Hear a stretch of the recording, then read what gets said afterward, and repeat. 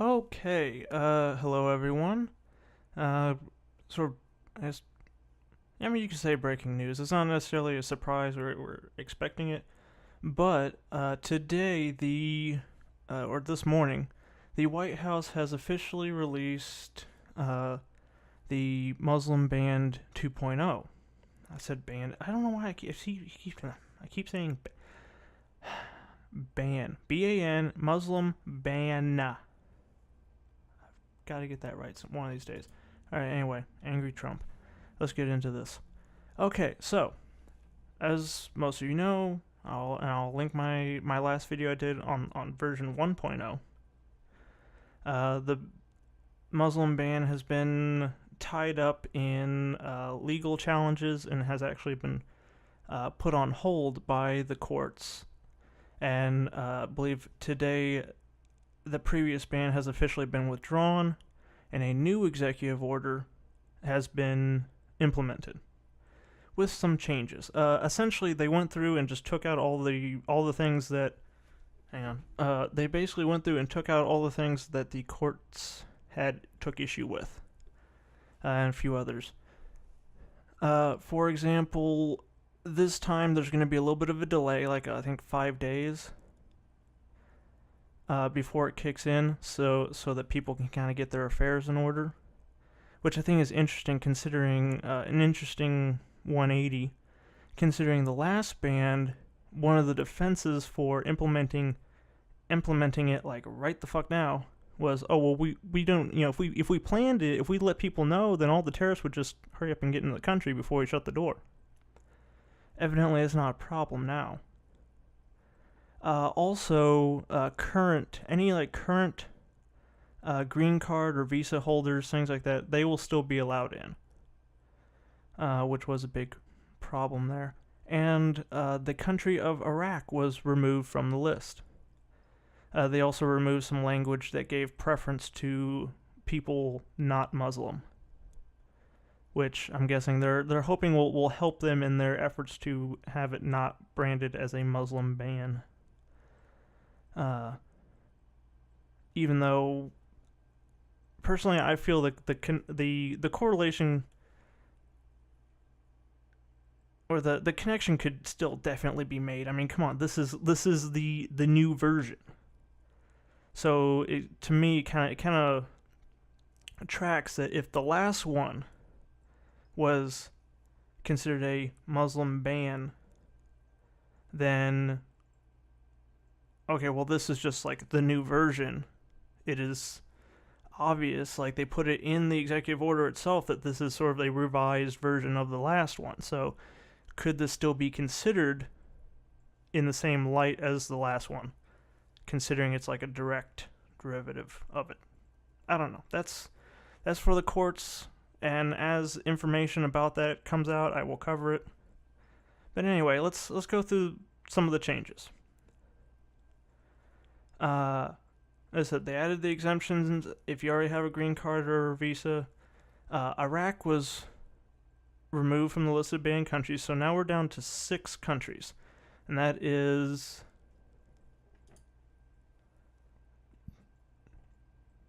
Crap. Can't believe that I did not put... No, it's Iran, Syria, Libya, Somalia... Where the hell did I put the... Damn it. Stand by. Okay, alright, here we go. We have the 6 countries that are now going to be... 6 that are now going to be on the list are Iran, Libya, Somalia, Sudan, Syria, Yemen... Well, and Yemen. And that's it. So Iraq's been removed. Interestingly enough... See, that's the thing with this ban that has always bugged me the most. Is that, okay, oh, we're gonna implement this ban. We're gonna stop the terrorists from coming in for a few months, and rejigger our immigration refugee thing, because the refugees are coming in, they're attacking us, and the terrorists are coming in from these countries. All right, do you know how many deaths due to terrorist attack on U.S. soil have occurred at the hands of terrorists from these 6 nations? 0. Not a single one. In fact, really not in general. There hasn't been any, ever. In fact, there was a study in relation to the whole refugee issue. There's a study put out by the Cato Institute that said that basically said that as far as refugees go, that in the last 4 decades, 20 refugees out of the last 40 years, 20 out of 3.25 million refugees that have come to the U.S. have been convicted of attempting or committing terrorism on U.S. soil. And only 3 Americans have been killed in attacks committed by refugees. And all 3 were killed by Cuban refugees in the 1970s. And it goes on, there's more, and this is reading from the executive order as far as the justification for this whole mess that has been screwing up our immigration, that has been causing us problems since the pretty much since the inauguration. Here's like the justification that they use for implementing this. Alright, they mention a report, or basically the numbers they mention is that basically since, and this is quoted from the executive order, that since 2001, hundreds of persons born abroad have been convicted of terrorism-related crimes in the United States.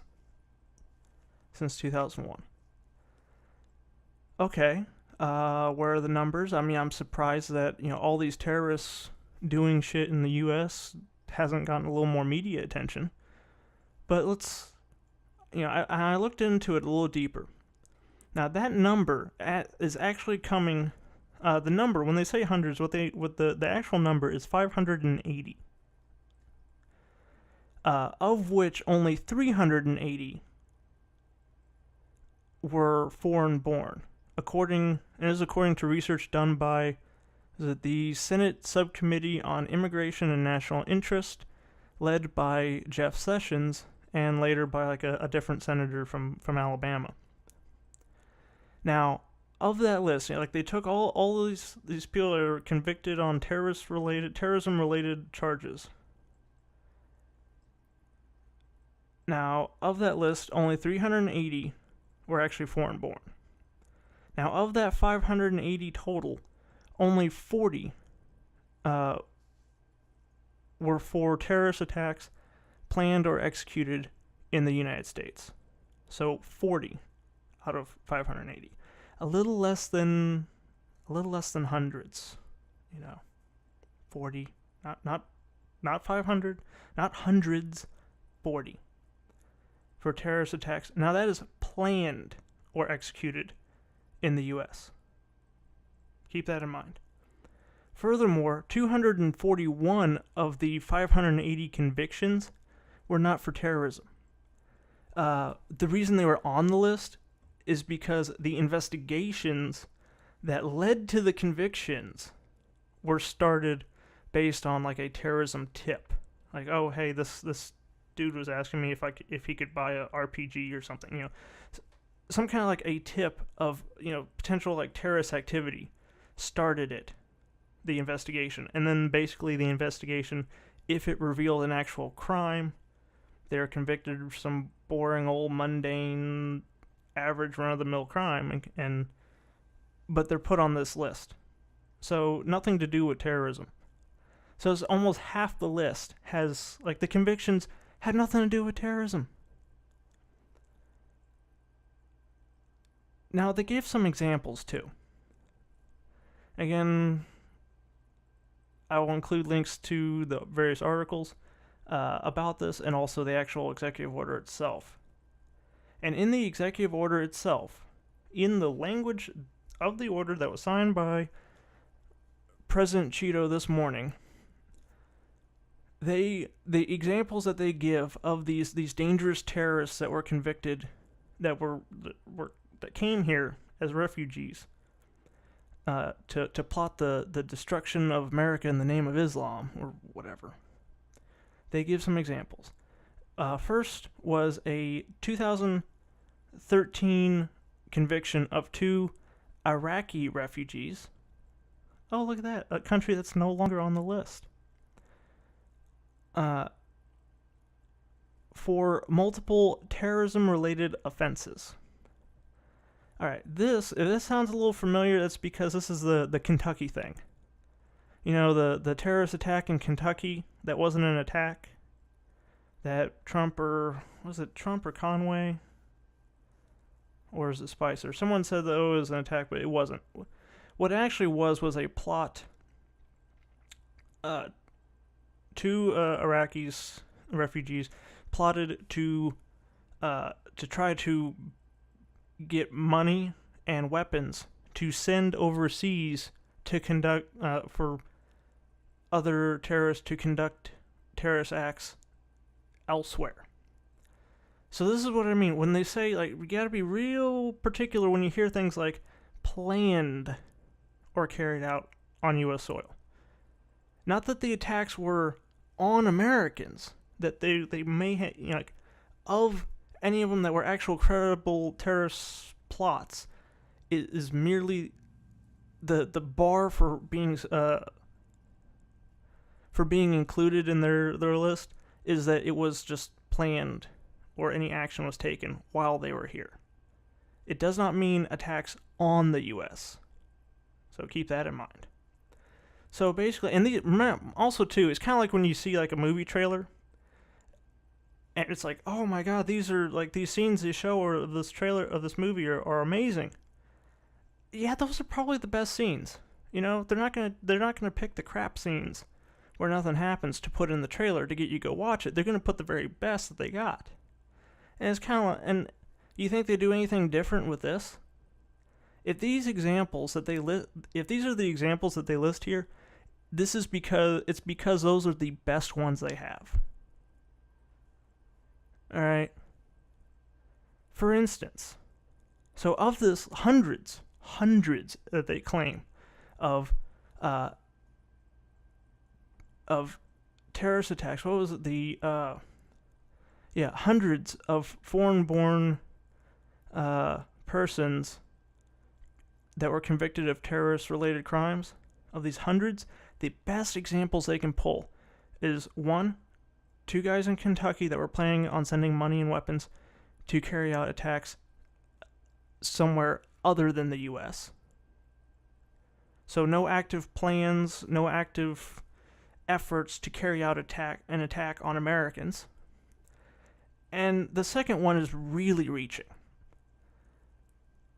The second example, the other one they mentioned, was a case of a Somali refugee that attempted to detonate a weapon of mass destruction at a Portland, Oregon Christmas tree lighting event. Now, this was back in 2010. I can't remember the name of the guy specifically. It was created. Basically, what happened is it was part of an FBI sting operation. The bomb was fake. And the guy, was in contact with undercover FBI agents, and they finally kind of got everything worked out, and they went to this event to set off this bomb. The bomb was fake, and then they arrested him. So, weapon of mass destruction? And see, that's the thing, too. They use language like that. Like, a Somali refugee attempted to detonate a weapon of mass destruction. And this is wordage used in the executive order. Now, according to the FBI, I know, like, that's the thing, like, they, used to be, when someone said weapon of mass destruction, it was a weapon of mass fucking destruction, you know? I'm talking like a nuclear bomb, or like a chemical or biological weapon, something that would cause, like, epic scale death and destruction. Now, according to the FBI, a weapon of mass destruction, quote unquote, is practically anything. There's like a bomb, rocket, grenade, or incendiary device with an explosive charge of more than 4 ounces. 4 ounces. So practically anything that goes boom that you don't get at a fireworks stand is a weapon of mass destruction, according to the FBI. Oh, also, too, this Somali refugee that turned terrorist was actually a U.S. citizen who came to America as a refugee when he was 3 years old. 3. Well, I mean, shit. I guess the first ban, like during the first ban, when they were detaining 2-year-olds and babies at the airport, I guess they were fucking justified. 'Cause, I mean, shit. They start them early. Who knows what they might be? What kind of freaking weapons of mass destruction they might be carrying in that diaper? These people, man, they're just like. This kind of is going off. We're kind of running a little late here, so I'll try and make this brief. But this is like a gripe I have with this stuff in general. Things like this in general. Is this big freak out, oh my god, we're all going to die about terrorism. Actually, that's a tangent for another time. Let me say this in closing. You know what I said before about there being 0 deaths attributed of U.S. citizens in America attributed to terrorist acts from anyone in any of these countries on the list? Interestingly enough, and of course they use things, they like, I believe, especially in the first order, they try to use 9/11 as an excuse. Oh, we want to prevent something like 9/11 from ever happening again. The hijackers on 9/11, the 9/11 hijackers didn't come from any of these countries. In total, there were 19 of them. All right, 15 came from Saudi Arabia, not on the list. 2 came from the United Arab Emirates, not on the list. 1 came from Egypt, not on the list. And 1 from Lebanon, not on the list. So basically, in his efforts to curb terrorism, conveniently enough, the president has decided to leave off all of the countries that have produced basically all of the terrorists who have actually caused deaths on U.S. soil. So, anyway,